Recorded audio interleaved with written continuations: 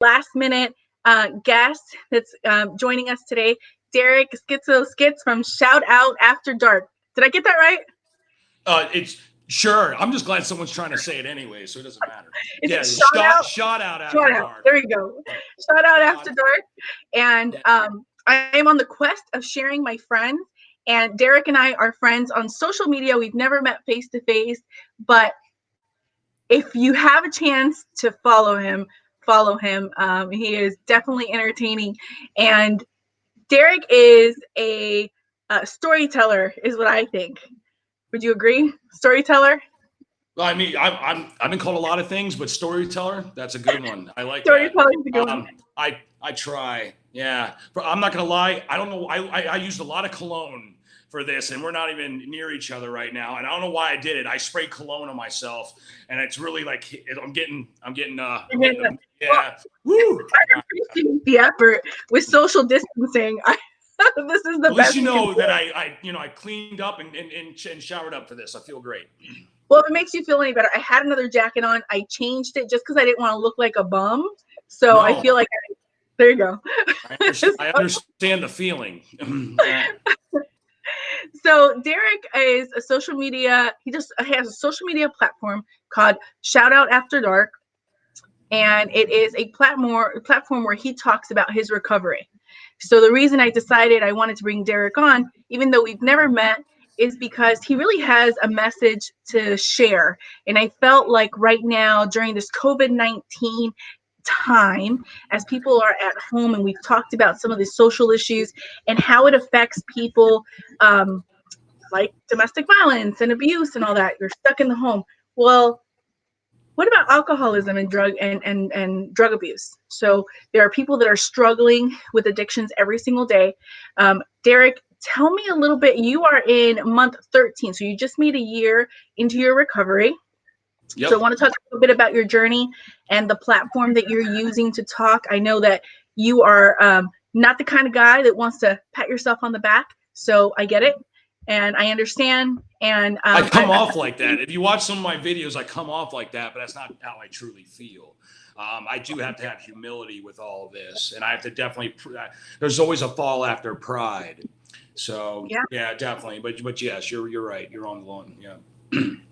I honestly don't think that you come across that way. I think it comes across like you really want to help people that are struggling with some of the issues that you struggled with.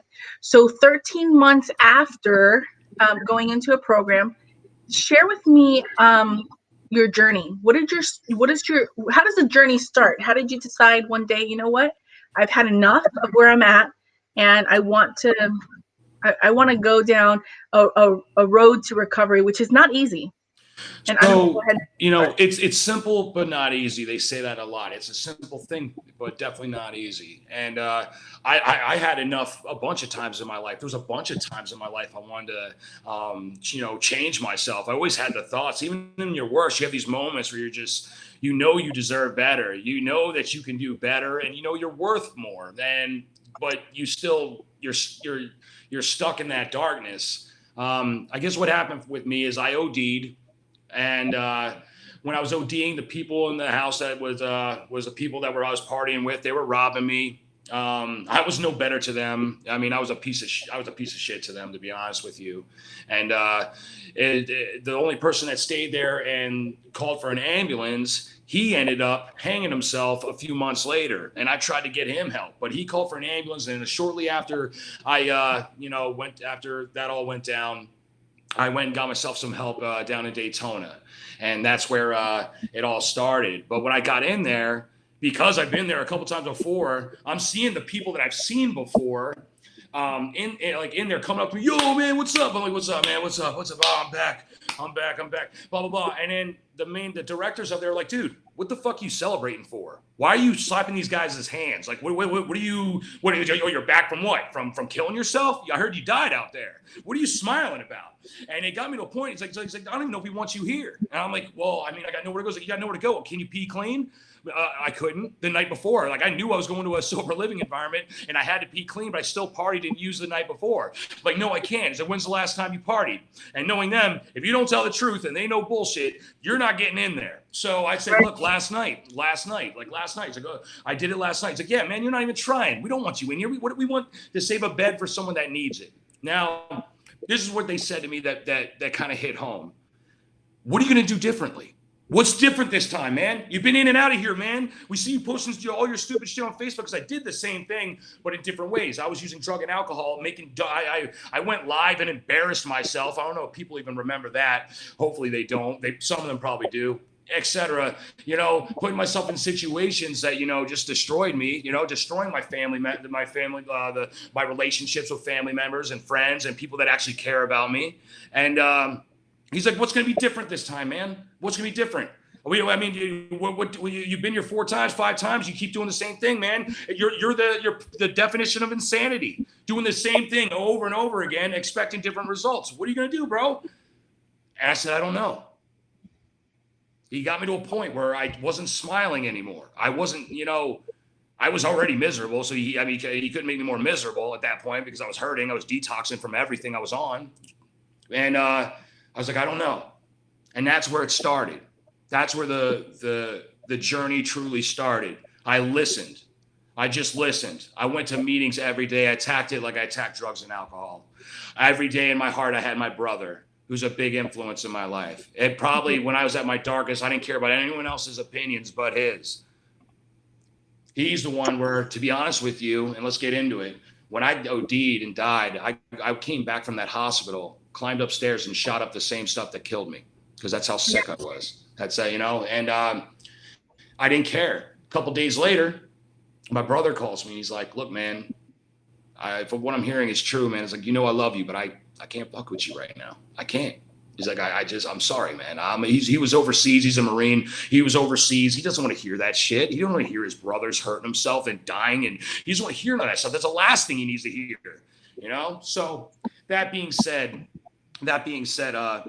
I just continued on my journey with him in my heart. And I didn't like myself at first. It took me a while to love myself. And at first I did it for him and not for me.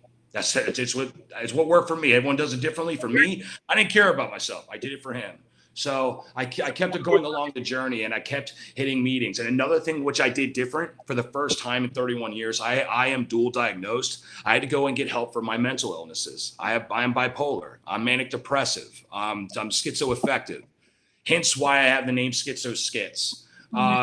It's Skitzo Skitz, it's meaning like, how, basically, it's not that I'm not hallucinating, but I do get visions. And I don't want to dive too into it because it's kind of dark, but at the same time, it's like the ideas that come up for these videos are things that are just popping into my head where I feel like I'm watching them from a third party perspective. Like, I'm like, oh shit, that's funny as that. Who the hell's making that in my head right now? Like, it's sick, but it's hilarious. It's hot here. Let me just. There's where I'm getting at is that's where that came. It's Skitzo Skitz, like making skits. So, it's whatever. I thought it was clever. It's one of those things like, I always think like guys are funny when they text and they have something clever they're saying to, especially to a female. You can always tell because they're like making some stupid cheesy faces. You're like, yeah, she's gonna like this. She's gonna think that's clever. Anyway, so yeah, and then I continued, and before I knew it, 1 month. Then I got my 60-day chip. Then I got my 90-day chip. And then I started posting it on Facebook, me taking pictures of my chips and me holding it. And so many people in and out of the program were showing me love. You guys, if you're watching this, you definitely had a part in keeping me sober. I felt like I didn't feel alone. And especially with the guys I met in there, of course I didn't feel alone. And that's what it does. And this disease tricks us into thinking that we're alone. I think that can relate with everybody, though. We all have these moments where we're like, well, no one understands me. Everyone hates me, or they don't like me, or blah, blah, blah, all these insecurities. But really, it's not what I heard this from someone in a meeting over here, and it stuck with me. It's not what you think of me. It's what I think you think of me that needs to change. And that helps me because I'm creative. So I can, Gloria, the things I can pretend that you think about me will just fuck my world up, and you had nothing to do with it. You didn't think that, but that's how it is. I'll stop there, so I'm not like going on No, too long. you're fine. I think Yeah. your videos are super funny and they're super relatable, because I think even for somebody who hasn't walked, now I have not walked through recovery, but as I shared with you, like I was in a domestic violence situation, which it kind of felt like that. It felt like I was in a recovery of that situation all the time, in and out, in and out, in and out, until I finally decided that it was done and that I was gonna love myself. But to be really honest, even in my situation, I didn't do it for me. I did it for my family, because I think I realized that my family was at a point where my nieces were getting older. They were watching, and and it was going to put those relationships at a strain. So I totally get why when your brother's like, hey, I don't want to mess with you no more. Like I can't do this. Why you would be like, for him, I'll do it. And that's it. Whatever makes you take that first step, right? No, totally. So, Right, that's so absolutely right. Everyone's journey is different. Everyone has had their point to where it finally clicked. And I'm not even saying it's clicked. And that's me trying to be humble, because I am humble. When I go to meetings, man, I mean, I have my moments where, I'm, I'm always bouncing off the walls especially outside fellowshipping. But when we hit those meetings, normally, most of the time, I'm sitting there and I'm shutting up. And I just want to hear listen, because there's something I need to hear in that meeting. There's someone that's going to say something that, I'm ADHD. I'll sit there sometimes for 40 minutes in the meeting and I'm just thinking about squirrels and some random, just random shit that doesn't make sense. I'm like, oh yeah. And then someone out of nowhere will say something that I need to hear, and I'll happen to listen to it. I'm like, that's all I needed. That's all I needed. I'm not perfect. I have to know that, and knowing that definitely helps, because one of my main problems is pride and ego, and I gotta know where I came from and where I've been, and where it took me, because it's like this. When I was driving the car, I crashed. I have to let someone else take the wheel, and that's where the God of your understanding comes in. I have to let the God of my understanding take the wheel, because when Derek, Skitzo, Skitz, whatever jackass name I have at alias at the time, is driving, he's going to crash. right. And for you, the Road of Recovery did include a program. So do you feel like that's the accountability right there for you? The Road to Recovery? Or your Road of Recovery, did that included a program and those meetings? Is that the accountability that you need? Like, is that that's a must? It's definitely it's definitely suggested. We have a thing called suggestions, and they definitely suggest go to meetings. And yes, it helps, and it helps me with accountability too, to be somewhere and be a part of something. And they give you, when you're in the meetings, they give you service work, it's called, and where you're the guy that does coffee, or you're the guy that greets people at the door. And you have to show up to these meetings and be there, because if you sign up for it, you're being accountable. And it's one of those small steps that helps you get off your feet and become a productive member of society, because that's the point of it. It's not just wanting our families back and wanting our relations back and cleaning ourselves. It's also bettering ourselves in every way, So definitely, meetings. I mean, I look, this is my day in a nutshell. All right. 14 months ago, Derek was shooting up. Derek was drinking all the alcohol he can with all the change he could find around the house and panhandling for people, etc. Right before I went into sobriety. Derek, today I wake up and I do my prayers. I do my serenity prayer, my 3rd step, 7th step, 11th step, which is the St. Francis prayer, and then the Lord's prayer, and then I make my bed. And there's a video on this, and also is just known, making your bed first thing in the morning starts you off by accomplishing something. You accomplish the first goal of the day, and it sets you off for the rest of the day. And I truly believe that, and I believe it truly helps. I'm also OCD, so I don't know if that's something I'm working on or just have to do. I'm not sure. So that's something, that's another topic. But yeah. OCD is not a bad thing, just for the record, to all my friends and staff and family that's watching. Yeah, right.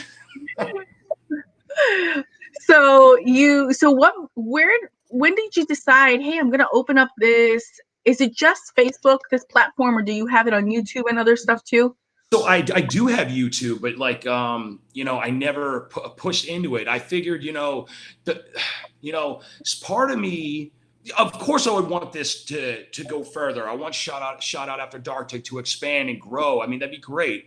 I mean, I'll start by saying the origin of it. The origin of it is 5 relapses ago with me. I was in Daytona in a car, packed in the back of a truck, talking with a bunch of guys, and we're sitting there just bullshitting back and forth. Like, yo, we should put our stuff on a podcast. And I'm like, yeah. He's like, yeah, let's do it. Yeah, let's call it Shout Out After Dark. Yeah, Shout Out After Dark. Yeah. Never did it. Never ended up doing it. We sat there and said, yeah, we're gonna do it. I learned that I'm tired of being a shoulda, woulda, coulda person, and that's been said before, but it's when you practice it. I'm tired of saying that I'm going to do something, especially that involves something great like you know, helping out in the community or making videos or anything that I like to do as my personal hobbies, especially when I can relate it with drugs and alcohol and you know and do something about it. But where I'm getting at is I'm tired of letting myself down with these so-called I'm gonna do this or this is gonna happen, and then just, you know, sit back and just watch my dreams go right in front of me. And I'm not trying to be famous. I just want to do what I love. That's it. Just doing it. I just want to die. If I die today, I know that I did it. I know that I died in creating something to make at least one person laugh, or at least someone say, hey, I really appreciate what you're doing right now. Like when you signed up, it's like, I want to interview you. I don't even know who you are really. And I'm just joking, like, yeah, interview me. Cool. Yeah, interview me. As I'm getting changed, I'm like, who is this person? Why am I getting interviewed? You know what I'm saying? I'm like, cool, whatever. Just do it. I'm going to suit up and show up. No, but I appreciate it. And, but yeah, no, this is something that's cool. But you know, I'm on YouTube to answer your question. I am on Instagram as well as it's called Shout Out After Dark. Same thing on YouTube, Instagram, and I don't know if there's another platform. I know we bought the domain name for the computer to log in. So yeah, so we're getting there. I believe that it can be revamped. I am moving back to Daytona from Claremont in the next week. So I plan on going back and meeting up with my brothers and sisters in sobriety over there and hopefully revamping this thing. And if they want to be part of it, I would love them to be part of it. And just, it's not about me. It's about all of us. I mean, I always tell them it's not my page. It's your page. The reason why it started too, it's in memory of a good friend. Okay, I don't know if I should say his name. I'll keep it anonymous, all right? Let's just keep it anonymous, just out of respect. But he was there when we were going, yeah, you know, coming up with the idea. And he actually sat and we did a recording where it went from spiritual stuff to just us talking about some really random off the wall shit. Like we were like, where did it go? It started off so like Christian, and then it started off so good and Christian, then it ended off like, I don't know, bestiality and Satanism. Why? Like, I don't. That's how it was. I'm just saying how it was. It just got dark. That's what drug addiction does, right? Drug addiction. Confliction. That's spiritual warfare right there. That's for sure. So where I'm getting at is, it started off with him, and then that's where it started. And another person that was part of it. It's like, hey man, this time around, it's like, look, Derek. Skitzo. No, I'm just kidding. Derek, why don't we start the Shout Out After Dark and just do it? And I said, you know what? Let's just do it. And I just ran with it. And then I started making videos here and there. I was feeling insecure. Are people liking my videos? I'm a person where I get like 2 likes. I'm like, everyone fucking hates it. No one likes it. They think I've sucked. These think what I think you're thinking. And then I get to meetings, and I got to some meetings, and you know what? All it takes is three or four people at most to come up to me and say, hey man, no, I like your videos. I think they're good. I'll do it. I don't care if 100 people like it. And as long as one person appreciates what I'm doing, I'll make it for you because I enjoy making them. You know what I mean? Because I'm not trying to piss people off. That's not my goal. My goal is not to piss people off. I'm not trying to offend anyone or break tradition or whatever the case may be. You know, I'm trying to do what I love and then hey, why not have an impact with it? You know, so that'd be cool. I think they're great. I think people can relate, and I think that it's good. I know when we first spoke about doing an interview, you're like, I just want to be myself. And I said, absolutely, be yourself, because there is no other better place to be than when you're comfortable with who you are. And if you're comfortable with who you are, the steps going forward are just so much easier, right? So, correct. So when you were in that situation, was that here in Daytona? You were in With Daytona and you moved? wait, when I was starting sobriety, Uh-huh. I started sobriety. I moved to Claremont because I lived here before, and then basically I got my family who's back in Daytona. They're back in my life now because of this. I mean, there is deliverance. If you're listening, there's deliverance. I mean, you're gonna get your family back. You're gonna get the things. But the main thing that I'm working on right now is just to make sure I keep and maintain peace within me. And that's really what it is, because if it's all about responding and reacting to situations in life, you know, I'm some for others, it's other struggles. I mean, for me, I'm not going to lie. I'm learning how to be an adult sober and do adult things sober, because I'm learning how to handle and react to life on life's terms without, resulting to drugs and alcohol, basically, and just learn how to respond correctly. And like, I don't have to let things get to me where I get angry, or get to me where I do, flipping out. You get what I'm trying to say. Flipping Yeah. out. Yeah, sorry. You know what I mean? Do you know what I do. mean? No, I'm just playing. Yes, Sorry. I do know what you mean. So I was watching some of your videos. No, Yes, I know, I got it. got it. All right, cool. For them, do you know what he means? Yes, they said yes. Cool. So I was watching like one of your videos where you were talking about what it looks like for you when someone says, "Hey, let's go have a drink, let's go out," and like you were really nervous about how to answer that question. And I thought that was a good video, because I think a lot of people can relate to that from different perspectives, even from like a Christian perspective. A lot of times you don't want to go out and you don't want to drink. You might want to go listen to a band, but you don't want to get drunk. You know what I mean? So It's to each their own. Like, some people can go out that are in sobriety and they say, yeah, I can go out with a bunch of friends. They can have a beer and I drink a soda. And I'm like, that's all for them. That's for them. I'm not ready for that yet. I know I'm not. Yeah. 14 months in, I don't think I'm ready for that environment. And that's just me being real with myself. Mm-hmm. I know I'm not ready. I know the temptations that are there. It could be anything. It could be the waitress that shows up where I think that she likes me, because for some reason I am one of those guys. Every waitress wants to marry me. Every waitress. Some of them guys, I don't know why. They serve me food, they give me drinks. You know what I mean? They want me. I know they want me. 99% of the time, I don't get them. I don't get. And for some reason, it's like they instantly want a divorce. I don't know why. Okay. So that being said, though, I'm not ready for that environment. And when I am asked, I had a problem, because I'm not used to. It's like, I don't want to sit there and be like, I don't want to come off, hey, no, I'm in sobriety, and show them the big book. That's what we call the blue book. It's the AA book. And I'm like, oh, I'm in sobriety. Yeah. I don't do that. Like, I don't want to do that. And then I'm thinking in my head and rehearsing every scenario I can say. So I did have that issue. And then I thought I can make light of it to where it is funny, but at the same time, make a point. That's all the formula I have in a lot of my videos. Is it's a real thing that I go through. I just make it to where I think it's funny, and hopefully other people think it's funny, or it's not going to be funny. So yeah. I'm sure there's people that don't think it's funny, but then it's not for them. Then there's other platforms for them. But there are going to be people who are touched by your story. And I tell people all the time, your story can change someone else's the next page on someone else's story. So I think it's really important that we share. And I think that's why when I see your stuff, I'm like, I want to interview this guy, because there's someone at home right now. And as we're talking about all these social issues and stuff, there's someone that's been drinking maybe a little bit too much, or now their family is going, hey, you're drinking too much, or is at home thinking it's time for a change. Like, none of us have ever been locked up for this much time. Like, we have the ability to go out, but we shouldn't go out. And now we're at home and we're comfortable. Can I say something? This is probably going to piss some people off. All right, this is going to piss some people off, but it's something I felt. It's like, look, I've never been to prison, but I have been. Okay. I've spent some time in county, And that being said, some people put on Facebook a meme that says, oh man, you're complaining about the quarantine. This is quarantine, showing a picture of a jail cell. Now, I'm trying to be an understanding person. Back then, I'm like, yeah, man, they don't know what the fuck locked up is. But in all reality, not everybody broke the law. That's just really what it is. Not everybody's used to this. This is your first time going Yeah. through something like this. Not everyone's been to jail.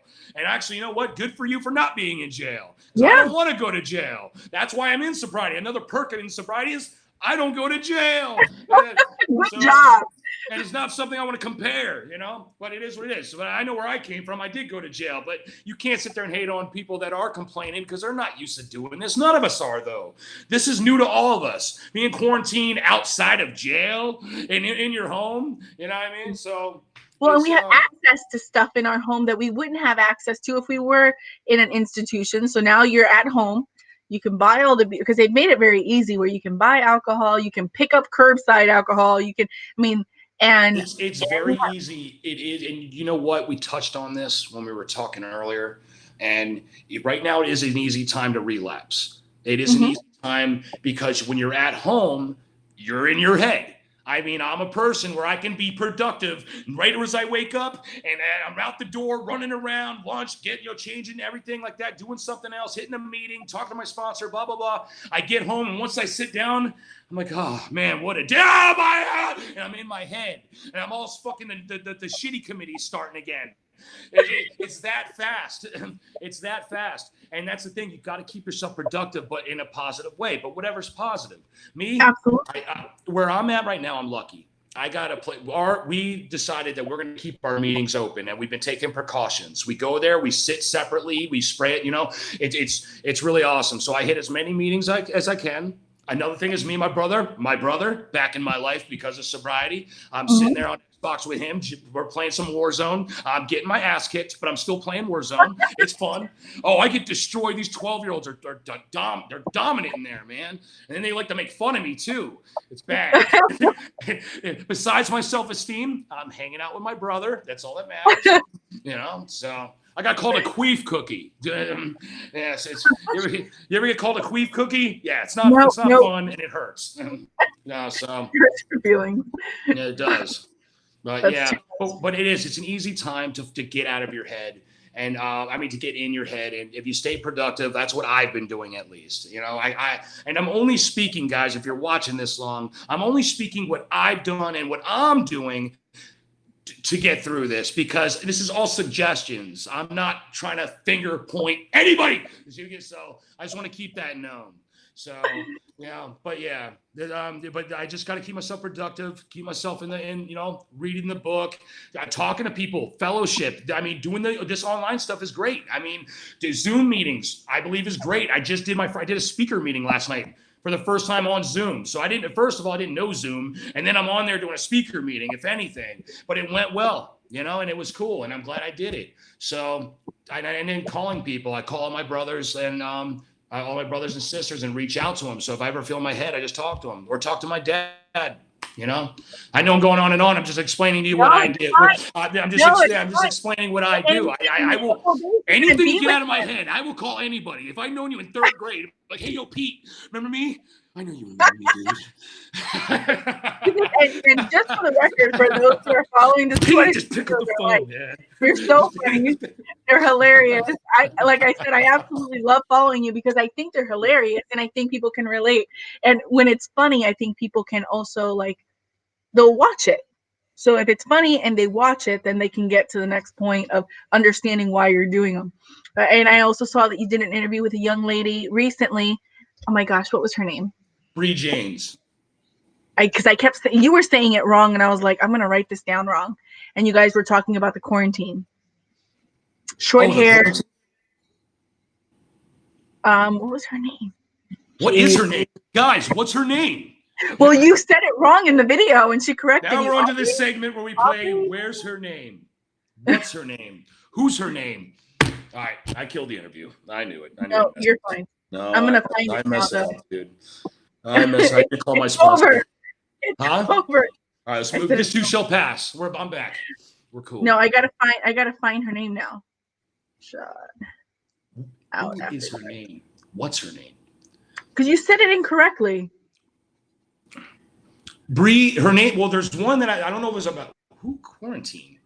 I just did one on quarantine. Oh, Aubrey Faith. You meant Aubrey Faith. I know what you mean. Okay, the video.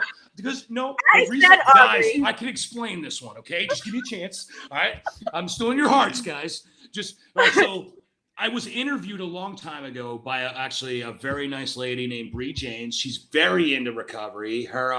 She sends a very powerful message, and she interviews people too. So she wanted to interview me, and that was cool. And that was my first interview ever. So I was nervous. I was really nervous. This one I was kind of nervous, but that one I was like, yeah, okay. You know, I was like, I didn't know how to talk. I was like, oh, cool, Bree James, that's funny. I was like shaking.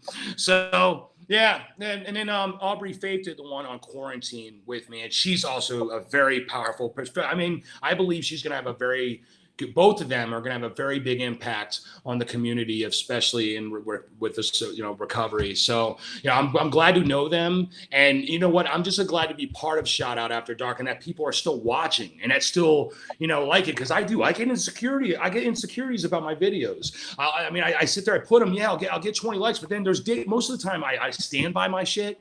And then there's those 2 days where I'm like, is this like, should I be doing this? Like, am I a jackass? Like, do people like me? Like, I get like that. And then, but see, it's all how I respond to it. I just go, you know what?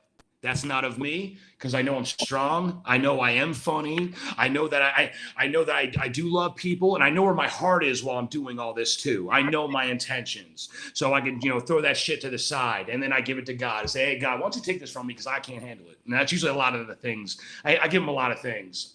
So you're like, I give him everything. So yeah, pretty much. Right as I wake up, I just wake up with this big pile of bullshit on me. Do you honestly get any negative comments? Like, do people send you negative comments, or is it just you that think about it? Now that you mention it, I probably comment for them. So yeah, you're probably right. I'm going to say that I do probably comment for them. You know why? Because that's just how it is, man. We're analytical people. A lot of us are, but man, I'm telling you, the people in recovery are so gifted. There's so many gifted people. I get that, like, after getting to know a lot of them. I mean, they're just the things that they don't. And they keep to themselves, which is fine. I'm just exposing mine a little bit. That's just me. But there's people with a lot more talent than, if you can call me having talent. There's people with a lot more talent than me that I have met. I'm like, damn, why don't you put that out there? It's like, I just want to keep it to myself. That's just for me. I'm like, that's pretty cool. And then it makes me feel like, damn, am I, this is where it is. Am I a jackass for posting it and putting it out there? Nope. So, because it's like, I respect that though, but there's like, where I'm getting at is there's a lot of people with a lot of good gifts out there that are so smart, and that's another. We're just analytical, and we overthink things. Just like me overthinking things on a video, or it's not even just videos. It's a lot of things in my life that I incorporate the shitty committee, and they have a little talk, and then they just they narrow it down to where, yep, that's exactly what it is. She just does not like you because she charged you for that Starbucks drink. You know what I mean? So that's something like that. I'm like, yeah, I knew it. So yeah, right. Well, I think it's a great thing. And now that, because you're obviously you're coming back home, so you're going to be with your family, but you are moving into a new community. I know you're super excited about it, because it's like the first. Now, I hope my family doesn't see this. They're not going to let me. No. But I'm sure your family sees your videos, and obviously, you do a very good job of talking about recovery, what your recovery looked like, your story. So I'm sure your family will be fine with this interview. And I'm sure my friends will have somebody along the way that they can say, hey, you should follow this guy. He went through recovery. Because the reality is, alcoholism, there is no respecter person. I mean, it hits everyone. I mean, I've had a couple of people in my life recently that close friends that have passed away in the last 60 days. Two in particular, people that I really cared about when it comes to alcohol, and that's not even the drug aspect of it. So, hey, you wanted to, this is something awesome. Watch this. This is my sponsor calling. Let's say, hey, sponsor. What's up? Hey, right now I'm being interviewed by someone on Facebook named Gloria, and it's about, we're talking about recovery. Hello? Okay, I guess he's hanging up on me. All right, that's fine. We'll talk later. Cool. Finished. So that was something I asked you earlier. As you're in quarantine, he does, or she does, reach out to you quite often. And do you reach out to them often? I don't know what that looks like. So is it like you guys touch base once a week, just as accountability, or do you reach out whenever? Like when it comes to me posting videos or me No, reaching. no, no, no. Just in your recovery. The video part, I know that you do that on your own. Okay. So you're talking about like me reaching out outside of the outside of shout out. No, I'm talking about your sponsor. Like, does he reach out to you all the time? Like, Okay, gotcha. Sorry, I'm catching up, threw myself up. I shouldn't have answered the phone. That was the problem. Okay, so ADHD, guys, that's another thing I have. I know, I'm full of it, dude. I got a lot of shit, man. So yes, I wanted to fit in it a goes fun back and interview. forth. He will call me because he's actually going to be picking me up here shortly after this interview to go take me to a meeting, and I reach out to him whenever I feel clever. Like, I mean, whenever I need to. Like, I learned to, first of all, what you're learning to have a spiritual awakening. All jokes aside, guys, I'm acting like an idiot, but the serious truth is, you want to have a spiritual awakening, and you want to try to give everything to God. It's pause and ask God. Who would God have you be in this situation? Okay, no matter what the situation is that's being thrown at you, if it starts to make you feel like some sort of negative emotion, I go, whoa, God, how do I react to this right now? Because I'm really feeling, So I do that, and it helps. And if that doesn't help, I'm like, sorry, Dad, gotta go. Sorry, Dad, gotta go secular, and then call the worldly dad, Mr. Sponsor. I'm not gonna say his name, but yeah, basically that's pretty much it. It goes back and forth, but we all keep, we all network. It's called networking, just like what you do in network. It's a network in sobriety or network in recovery, at least from what I'm understanding. And it's a network, and you want to build a strong foundation around you, because if he doesn't answer the phone, I'm going to have a backup of someone who will. You know what I mean? Because if that person, because it's not that he, just in case he doesn't answer the phone, that's what I mean. Like because he's busy or in the shower, God knows. Because there might be a moment that I need to talk to someone right now. I don't need it right in 2 minutes. I don't need it 10 minutes. I need it right now. So, that's why I build a strong foundation around me. I have a list of people. I have a good 5 or 6 people that I can call, or even more if I wanted to. That if I needed to talk and vent and get something off my chest, or just try to talk my way through an urge, or whatever could be happening, depending on the situation. So yeah. Well, and that's my essay.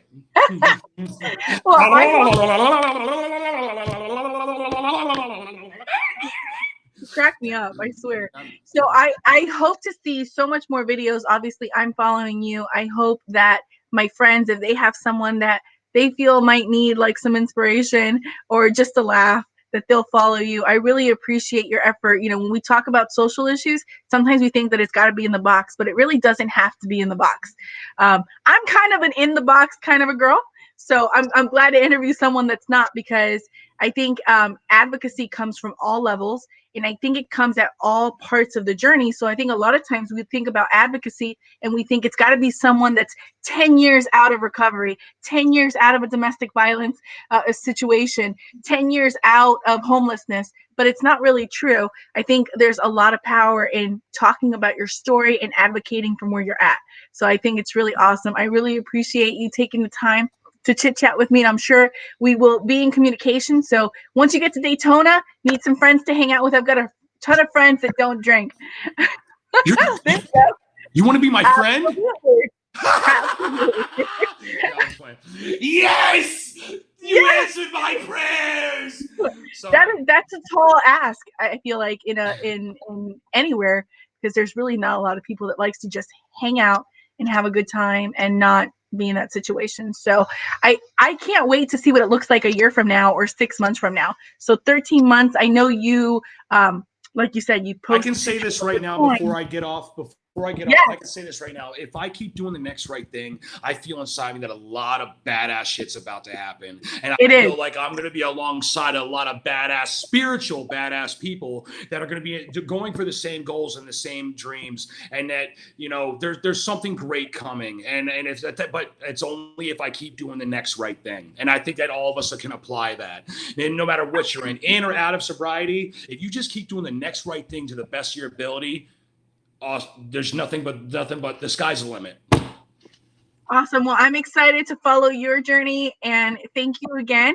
And if you need anything, we're here for you, and just keep sharing. Okay. No, thank you. Thanks for having me. I really do appreciate it. Bye. Peace.